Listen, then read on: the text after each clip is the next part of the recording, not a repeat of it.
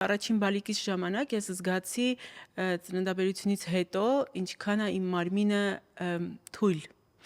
ու այդ ուղղակի իմ համար, չգիտեմ, շատ դժվար էր գիտակցել։ Իսկ երկրորդ բալիկի ժամանակ, երբ որ ես արդեն պիլատեսի եմ եկել, պիլատեսից հետո ես զգում էի մկանները։ Միայն որովայն էր, որին որ ժամանակ էր պետք որ հետ գար կամ չգիտեմ ինչ, ու ես հիշում եմ, որ այստեղ արդեն հղիությունից հետո, երբ որ